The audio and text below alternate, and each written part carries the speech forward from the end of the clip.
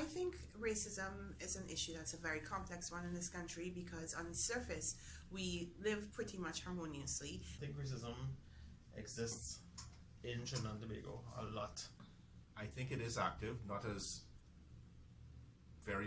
blatant as in other countries. It is different from what a lot of outsiders suppose it's going to be.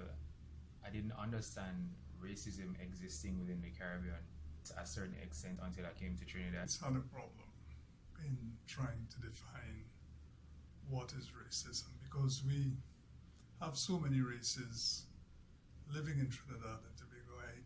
I don't actually think that it's that much of a problem. I think classism is more of a problem. But sometimes an issue comes up where there's a religious event and people from one community don't really know much more than maybe the type of food that's served, and that's not necessarily racism, but the lack of understanding and appreciation can lead to wedges within the community and the country. I think you do have a lot of racial tension under the surface, particularly between African and Indian people. We were never a fully developed slave colony, and because of course in the mid-19th century we had a whole lot of Indian indentured immigrants brought in, so the rivalry is actually between people of Indian descent and people of African descent. They don't even realize they're making racist statements sometimes, or they don't understand that what they're saying is racist. Trinidad, I've never felt victimized or, in any way, discriminated because of my race, but I can see more elements of like a class distinction rather than like a racial distinction. Cultural differences, because in Trinidad saying Kuli is a bad thing. It's like the N-word for some people, and if you're in the community and you say it to somebody in a certain way, maybe it's okay for you, but somebody from a different community saying it to you, it's usually perceived as offensive or racist. So when I went to school in Jamaica, they don't have that connotation, so they're like, hey Kuli, how you going? And I was like, hold up, this is not what it means in Trinidad. So if you're talking to me, could you maybe, even if you want to say, hey, Indian chick or something, but that was my experience where I'm like, wow, okay, if I was home, that would be so offensive, but I know they're not being racist or offensive on purpose, so that's what I could share. I've never been a victim of racism, but I've actually experienced instances of colorism. In Jamaica, Jamaica is like 90% of African descent, though you have quite a cross section of the population that's mixed. I've experienced colorism in certain spaces, like upper middle class spaces, where based on the fact that my skin tone does not look like anybody who has a white mother or father. I've been in jewelry stores where I would have gotten attention after one of my friends because my friend looks more white and I just look like a regular black Jamaican. I don't know how to answer that because it depends on how you define all sorts of things. For instance, what is racism? And the simplest definition of that is prejudice plus power. So that implies that the person against whom racism is being practiced comes from an oppressed and possibly minority group. And I don't think that's true in my case, but it's further complicated by the fact that in order to answer that question, you have to decide what race I am. And when somebody asks me that, my first instinct is to say human. I don't think of myself as belonging to any particular race. If I'm asked my ethnicity, I would say mixed, because there's a lot more mixed than people might think on looking at me. So in terms of racism, I would have to say no. In terms of do people make particular assumptions about me based on how I look, which may work against me? Sometimes yes, sometimes it can be an advantage and sometimes it's a disadvantage. Of course, I can't read other people's minds, so I don't always know what it is exactly they are assuming, but I suspect it probably works out in my favor, given the attitudes to race and how people look generally? I'd say yes, not directly, but more indirectly, more than anything else. I don't think anyone actually meant anything harmful or said anything harmful to me. Of racism. I have not had the experience to say that it hurt me in any way locally, but then part of our humor in Trinidad and Tobago allows us to take racism lightly. We make comments and we don't think much about how deep the comments could be in trying to define racism. But we make fun of one another, and perhaps the time has come for us to take a deeper look to see whether we offend without knowing it. No, I have never been a victim of racism. I mean, I'm proud to know that I have two ethnic groups that make up my DNA in Indian and Chinese from my father and mother's side respectively, but I've never felt discriminated on a racial level at any time in my life. The thing that ever really happened to me overtly was someone, they claimed that I bad drive them. I did not. Yeah, and they rolled on the window and called me a dirty C word, which I didn't really care because that person is clearly a lost soul and in need of guidance. So, but otherwise, I mean, no, I mean, I have walked the streets of this country at all times of day and night, and I have never really felt in any way threatened because of my race. I mean, I may have been worried that, you know, my phone might have gotten stolen somewhere, or, you know, I might have gotten, like, you know, my wallet snatched. But other than that, I've never felt worried about going somewhere because of my race, or going into a bar or a place of business or anything because I happen to be the only Indian person there. I personally haven't experienced it. I remember when Carla was talking that at this time that a group of men was coming towards me. I started to feel uneasy, all of them of African descent. And afterwards, when I left, I started laughing. I was like, if there were a group of men of East Indian descent, would you have felt the same way? No? Probably not. Definitely not. And I was looking a little grimy, you know. So I don't know if that would be considered racism in some instances, but personally, I've never felt anyone attack me because of my race or anything like that. And even if they did, probably didn't care about them enough to take it on. I don't think so. Sometimes you may say or do something in ignorance, so I can't like swear in the Bible I've never done anything that somebody found offensive, but knowingly, no, I've never done that. And I find it very hurtful on behalf of other people, even myself, when people say racist things, because it's a dangerous path to go down. It can lead, in some societies, it's led to wars and strife and all kinds of negative things. So I really genuinely would never ever want to be that way to anybody, and don't think that I have been.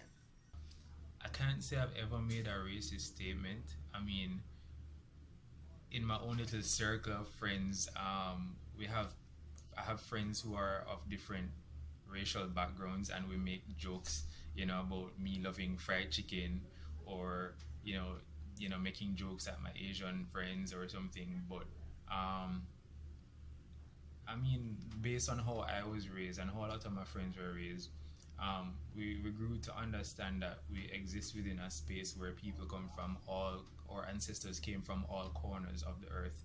And because of that, we had an understanding that we may look different, but at the end of the day, we're all human beings, and we should just coexist.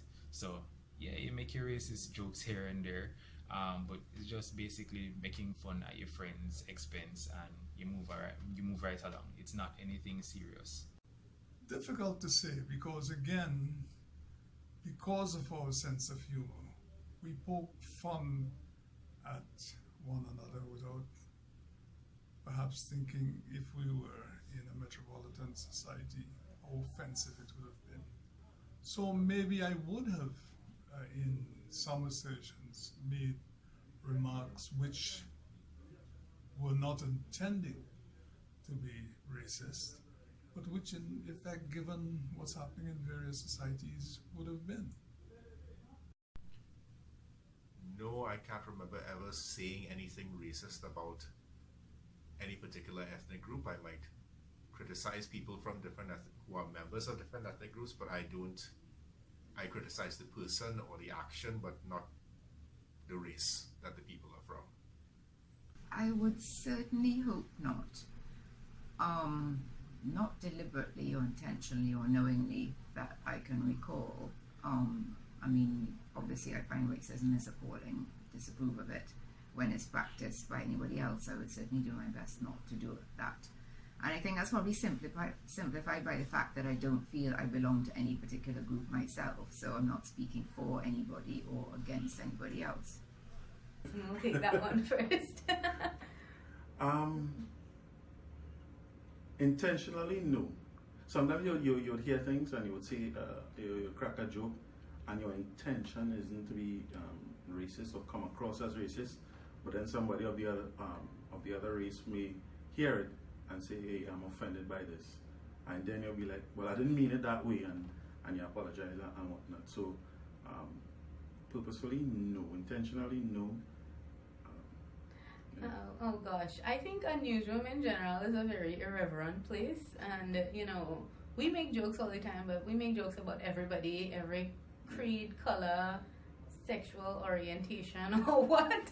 We make jokes. We make jokes about everyone, and so there's no malice in it, and I think that's a fundamental difference. So I mean, let's be real. I think everybody in a certain generation has that sort of intrinsic racial conditioning.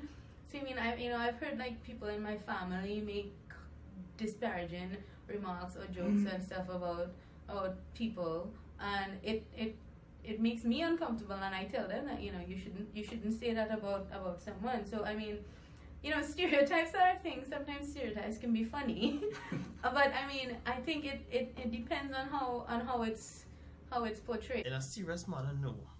But while speaking to friends, maybe, sometimes you say it's things that sound racist, but it's not serious. It's more joking than anything else,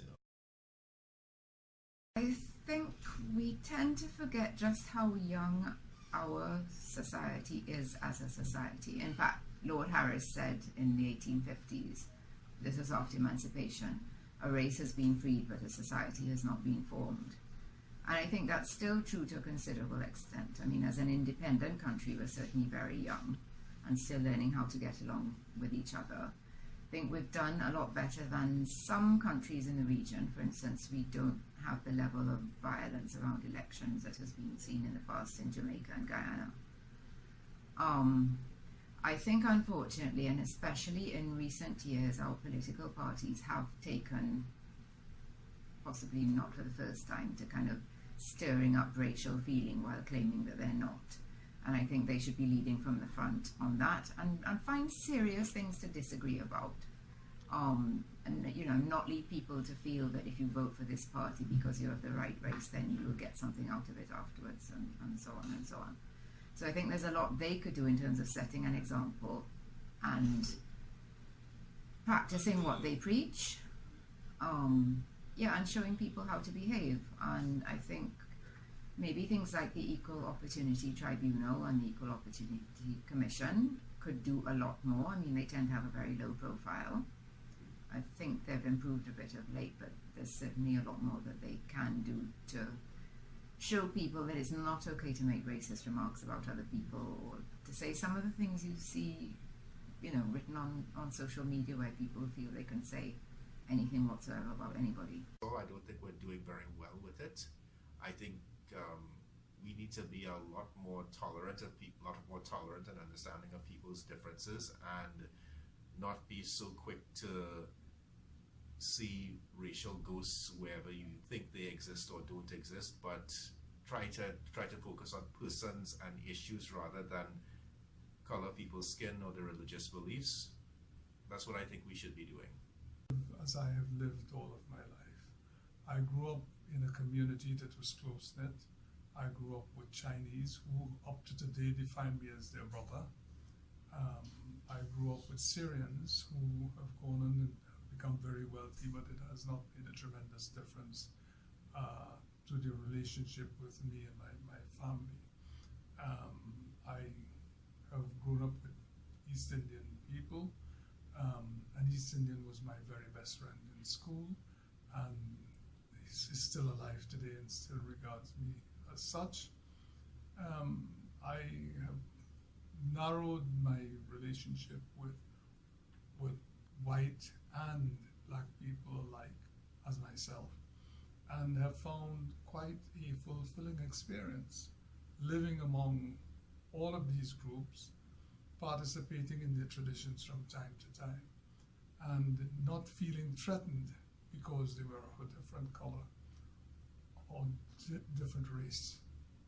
Okay. I think one thing would be individually learning more about each other than simply, I could get curry food for Diwali. You know, kurma, not kumar, little things like that. You know, if you learn that, that's a stepping stone to, well, you know, in Hinduism, they have various representations of God. It's not like you have multiple gods. Some people see it as, I forget the right word, but they think, you're heathens or something. But it's just how your religion as Hindus expresses your belief versus Catholics or Baha'is or Anglicans or any. So that to me is a fundamental step to addressing racism, understanding the differences in other people. Racism, it would take a whole lot of reconstruction of our psyche as a Caribbean society. We need to find some ways of helping everybody to divorce themselves from this mindset that we've inherited from our great-grandparents, where, you know, people in my family would be told that, you know, don't get married to a girl too dark. Which is absolutely ridiculous. We need to realize that we're all just people at the end of the day. Whatever you look like, wherever you're from, no matter how much money you have in your bank account, we're all people, and we just want love, you know. We just want to coexist in peace, and that's basically it. So we need to reconstruct how we look at people based on everything that makes somebody who they are.